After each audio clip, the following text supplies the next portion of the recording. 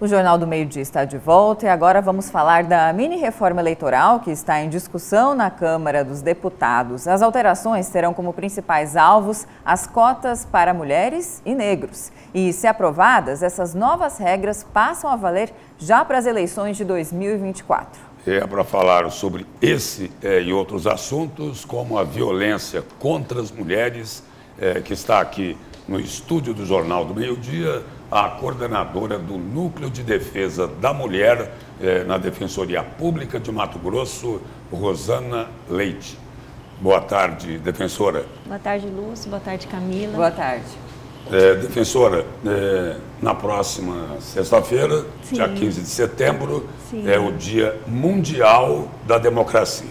Pois é, e nessa mini-reforma eleitoral, novamente, a igualdade que está lá na Constituição entre homens e mulheres continua no papel, né? Sim, há quanto tempo, né, Lúcio? Há quanto tempo nós temos que pensar de fato nessa igualdade, Camila? Quando nós falamos em democracia, o Brasil, ele vive pelo Estado democrático e de direito. Então, os legisladores e legisladoras constituintes pensaram em um país primeiro democrático e depois de direito. E juntando a tudo isso, as leis devem, de fato, atender a todos os gêneros da mesma forma. Nós temos que pensar nas pessoas em igual peso. Nós não temos igual peso. E só lembrando que as mulheres são maioria. Nós somos maioria, justamente. E infelizmente não ocupamos, né, Lúcio? Somos maioria também nos bancos das faculdades, nas escolas, no serviço público. Não somos maioria nos postos de direcionamento, nos cargos de gestão. Isso nos entristece, porque não reflete de fato a democracia que nós buscamos. Não está de fato abarcando aquela igualdade. As mulheres, o que eu sinto, Camila, e você deve sentir também, é que há uma exclusão histórica conosco, mulheres. E, Lúcio, quando nós ocupamos um cargo de poder, de direcionamento, todas as mulheres, elas devem firmar, elas precisam firmar a competência todos os dias. Então, isso, de fato, vem na contramão dessa democracia que nós buscamos, que é, de fato, a igualdade já garantida, a igualdade de gênero na Constituição Federal. Doutora, e como você bem pontuou, né, as mulheres elas têm conquistado e provado sua total capacidade em todos os espaços que vem ocupando. No entanto, no âmbito político, a gente vê uma minoria se predispondo a participar, por exemplo, de um pleito eleitoral. Existe uma crença limitante da própria mulher, da sociedade, em dizer que talvez o público feminino não combine com política?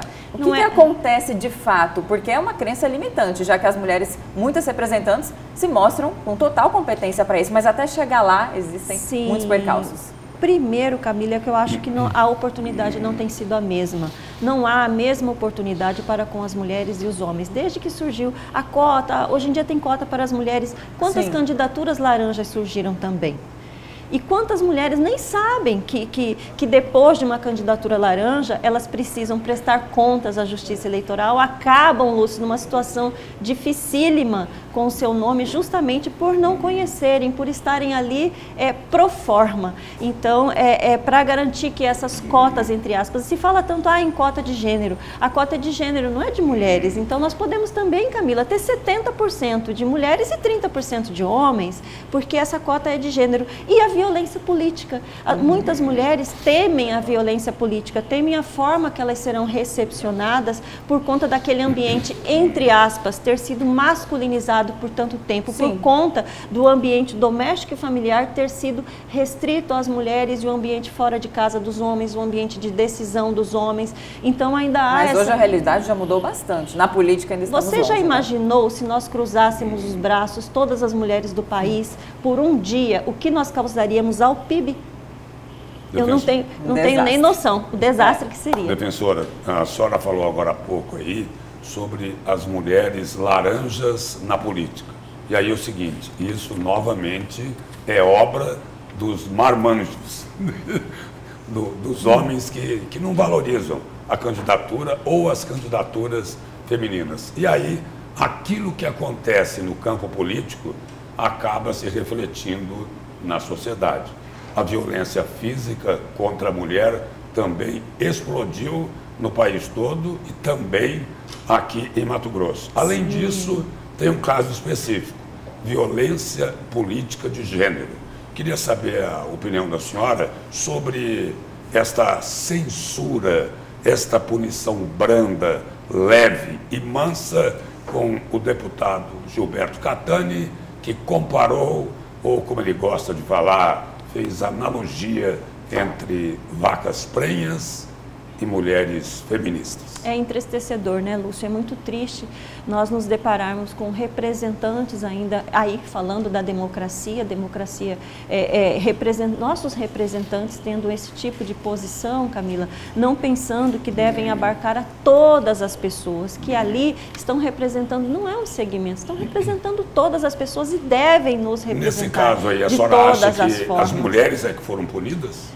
Totalmente, Lúcio, totalmente. Eu penso que todas nós mulheres fomos punidas, porque também nós fomos punidas pela fala difícil que nós ouvimos, que ecoou de forma muito dolorida para todas as mulheres, com certeza. E o que nós estamos vendo a respeito desse tipo de situação? Leis, Lúcio, construídas de homens para homens e não para as mulheres. O corpo das mulheres não tem sido valorizado, nós não temos hoje direito de falar abertamente sobre o nosso corpo, enquanto que os homens já têm direito há tanto tempo.